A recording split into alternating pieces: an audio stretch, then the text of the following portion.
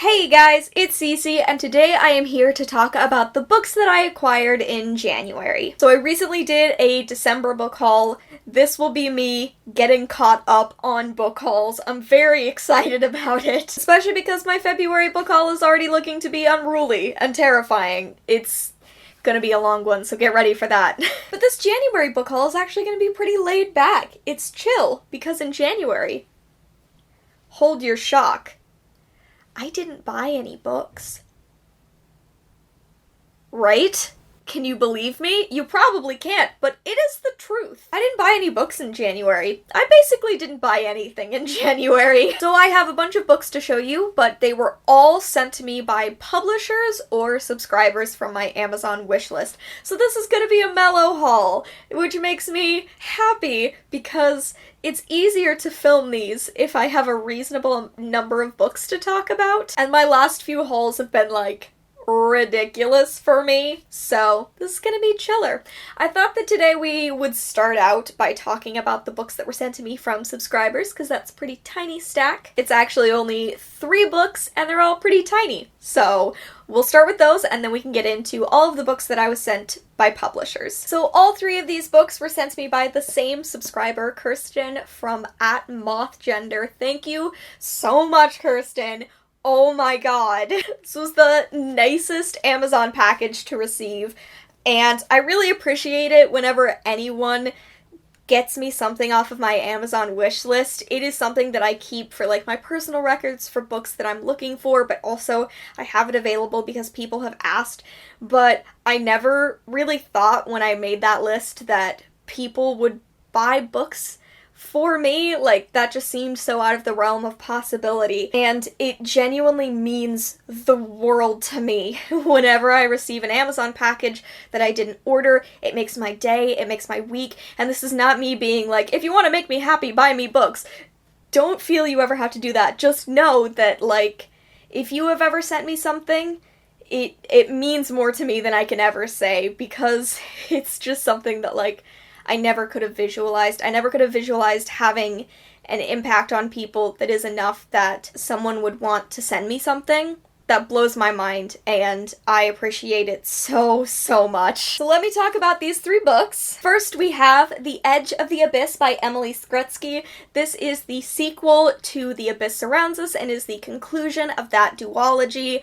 I read The Abyss Surrounds Us a few years ago from my library and then eventually purchased my own copy, and I've been talking about how I haven't been able to finish the series because no library that I've ever belonged to has this second book. So having it now and like knowing that now I can complete that duology is the best feeling. So The Abyss Surrounds Us, that's what it looks like, is a book about sea monsters, specifically about trained sea monsters who follow luxury ships to protect passengers from pirates, and it is about a monster and the monster's trainer being kidnapped by pirates and being forced to train this monster for the other side.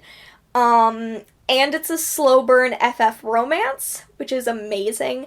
I really loved this book, and I have been dying to read the second one, so now I have it. I can't wait. We also have The Black Tides of Heaven by J.Y. Yang.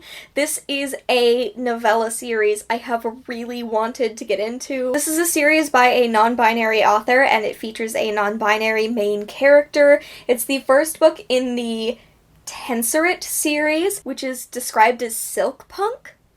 That's the official thing. So it's about twin children. We are specifically following Akea, who is the one who could see strings that moved adults to action, and their sibling Makoya could see the future, and Akea decides to leave the protectorate. It's about rebellion, it's fantasy, and it's like so highly reviewed. I really wanted to read this last June, and I didn't get the chance to for Pride. I'm feeling like this is probably going to be one of my June reads this year. I'm really psyched about it. And the final book that was sent to me by Kirsten is Soft Magic by Upile Chisala. This is a lovely poetry collection, which I will be talking about more in my February wrap-up. It's about celebrating and loving yourself, but it is specifically a celebration of Black bodies and Black beauty, and it is just a delight to read. Like, I was highlighting this collection like crazy when I read it. If I can find some videos of Upile reading this poetry, then I will include it down in the description below, because I know many people like to hear poetry aloud. This is a gorgeous, wonderful collection, and I'll talk about it more in my February wrap-up. So thank you so much to Kirsten for sending these 3 books. I have already read one of them and adored it, and I can't wait to read the other 2. The next books that I want to talk about are the books I was sent by publishers. I have a lot of them, because basically at the beginning of 2020, I send out all of my official ARC requests to publishers, so I got a lot of book mail in January. I was sent a lot of the ARCs I requested. So many of the ARCs I requested. So I want to talk about 3 hard copies I was sent, and then we can talk about the ARCs. First, I wanted to mention We Used to Be Friends by Amy Spaulding. I talked about this in my anticipated queer releases from January to March. This one, along with a bunch of the ARCs I'm going to talk about, were all ones that I mentioned in that video. Amy Spaulding previously wrote The Summer of Jordi Perez and the Best Burger in Los Angeles, which is a FF love story that I'm obsessed with. So We Used to Be Friends is about 2 girls who have been best friends for years, and by the time they graduate high school, they aren't speaking anymore. It's about a friendship breakup, but then one of the girls is involved in a FF romance. So this was one of my most anticipated releases of the year, and Abrams kindly sent me this copy. I can't wait to read it. I was also sent The Hand on the Wall by Maureen Johnson. This is the 3rd book in the Truly Devious series, which is about a girl going to a boarding school and I believe trying to solve a mystery. I haven't read any of the books in the series, but I now own all 3, so hopefully one of these days I can binge read the whole trilogy, because I've heard very good things about them. That's all I have to say about The Hand on the Wall. It came as a total surprise when it arrived at my doorstep, and now I'm very glad that I own all of them, because it gives me the motivation I need to actually read a series and not just read the first book and then never come back. And the last hard copy I have is Black Sunday by Tola, Rotimi, Abraham. This is one of my most hyped, literary fiction books for the entirety of 2020. It was one of my patron options for February. I wanted to exclusively put new release books by Black authors on my February patron poll, and they wound up choosing Remembrance by Rita Woods, which I'm very excited about. This is another one that I was really pulling for, but hopefully I'll be able to read it soon still. This is a novel set in Lagos, starting in 1996, and it follows twins who live in poverty, and their mother loses her job and starts being drawn in by this new church, which is led by a pastor who's clearly obsessed with money. And after some investments go wrong, these twins' parents get divorced, and all 4 of their children end up going to stay with their Yoruba grandmother. This is a super hyped release for a lot of people. I think it has a gorgeous cover, this super shiny, lovely, colorful book. I am really excited to read it, so thank you to Catapult for sending me this book. So now let's talk about ARCs. I have a bunch of them to talk about. I'm going to split these up by age group, so I'm going to talk about one middle grade book first, then I have some YA books, and then some adult books. The middle grade book that I wanted to talk about is Rick by Alex Gino. I know a lot of people are incredibly excited about this middle grade release. This is sort of a companion novel to Alex Gino's book George, which really made waves when it came out for being a middle grade book about a trans girl. Rick is set in the same school that George was, so Melissa is still present, and this follows a boy named Rick who is trying to figure out how he fits into the world. And I believe that this is a book about him being ace. As you can see from his backpack on the cover, there is an ace pin right here. So it's about Rick joining the Rainbow Club at school and figuring out his identity, and I think it's gonna make me cry, and I think it's gonna be delightful, because I really liked George, so I'm very excited for Rick, and this comes out on April 21st of this year. Next, let's talk about some YA. So also from Scholastic, Rick was from Scholastic, but also from them, is You Should See Me in a Crown by Leah Johnson.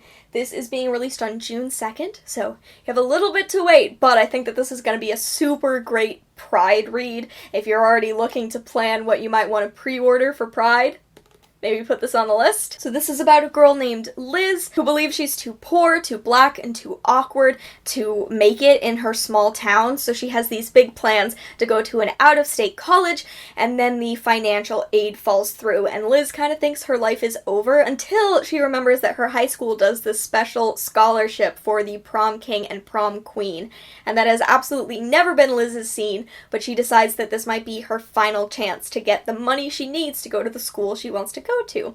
So she starts in on her bid for prom queen, and she starts falling for a girl at her school. Basically, we stan queer teens of color. I can't wait to read this. This is another book I talked about in my anticipated queer releases, Witches of Ash and Ruin by E. Latimer. For those of you who didn't watch that video, this is a book set in a small Irish town, and it follows a 17-year-old girl named Dana who has recently been outed as bisexual in her conservative Irish town, and she's also dealing with somatic OCD. Dana's only goal is to just ascend to become a full witch, and this other stuff has just been thrown at her, and then a body appears, and there is a mystery there. I have been super hyped about this book. It comes out probably March 3rd. Like, if I'm guessing when any books are coming out this year. Yep, March 3rd. Look for this March 3rd. I can't wait to add this to my stack of witchy books set in Ireland. That book was sent to me by Disney, as was Elysium Girls by Kate Pentacost. This is coming out in April of this year. On April 14th. It is an epic clash of witches, gods, and demons as the fate of humanity hangs in the balance. This is also a queer release, but this is a fantasy set during the Dust Bowl, so it's set in Oklahoma, Elysium, Oklahoma, which I think is a fascinating time period to set a YA fantasy during. I'm very, very hype about this one. We've also got another one I talked about in that anticipated video that is Super Adjacent by Cestari. This is coming out March 3rd? March 17th. Damn it. This is a queer superhero book. It is about a girl without superpowers who is going to work at Warrior Nation. And she is falling for a superhero girl there. And it's about a superhero girl who is kind of done with the whole superhero gig. She wants out. She wants to be done with this, like, relationship that she's had with this guy for ages, but then she meets this new girl and they bond and she wants to become her wing woman. It's going to be adorable. Like, I love queer books, I love superhero books, but my true passion is queer superhero books and FF superhero books. This is everything. This was also sent to me by Disney Books, so thank you so much to Disney Books for sending me some incredible arcs. I can't wait to read them. Next, I have two more books that were sent to me by Amulet, so thank you again to Amulet. We have Blood Countess by Lana Popovic. I also talked about this in my queer releases video, and this was released on January 28th, so it's already out there. This is a YA horror, a YA historical fiction that is inspired by Elizabeth Bathory, who was a murderess.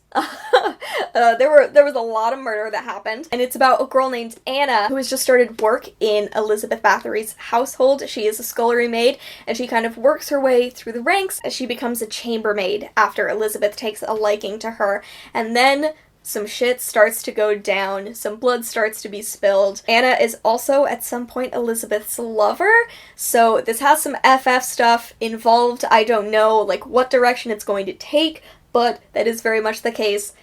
I've talked about how hype I am for this book. I live for a creepy FF story, and I think that this is gonna be brilliant. The last YA book that I have was also sent to me by Amulet, and that is The Summer of Impossibilities by Rachel Allen. This is being released in May. May 12th of 2020 is the release date for this one. This is going to be a super uplifting and nice YA contemporary. It follows 4 girls during a summer. Skylar, Ellie, Scarlett, and Amelia Grace. They're all hiding something. They're all going through different things. One of them falls in love with a boy she thought she despised. One of them has a crush that could change everything. One of them is hiding significant joint pain. And none of them are going to be the same at the end of the summer. So this is going to be like a really nice YA contemporary. I think one that also deals with some more intense topics. And at least one of these girls is queer. I'm not sure which one, but I requested this book because it's queer. So look for it then. I'll talk about this more in my next anticipated queer releases video, but I'm really psyched to read it. So thanks to Amulet, they sent me all the great books. I have 2 more books to talk about, and they are both adult releases. So the first of those is The Seep by Chana Porter.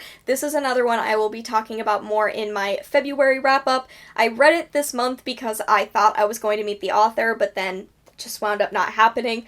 I still did finish reading it in February though. This is about a soft invasion of an alien called the Seep, and basically this alien invades Earth and its only goal is to make life better for all human beings. And this follows a trans woman who is happily married to her wife. Humans become obsessed even more than we currently are with transformation, and people keep requesting to be transformed into different things to be able to live different lives. And Trina, our main character, is confronted with the fact that her wife wants to turn into a baby. She wants to start life over again and live an entire lifetime with the Seep. Live an entire lifetime where she only knows the Seep. So this is a messy grief story following Trina as she deals with what she believes is the death of her wife. It's messy and sad and weird and wonderful, and I'll talk about it more in my February wrap-up, but this came out in January, so it's already out now. You can go ahead and pick it up whenever you'd like to. And the final book that I'm going to talk about in this January haul is Lakewood by Megan Giddings. This comes out in March. Bets anyone on the date?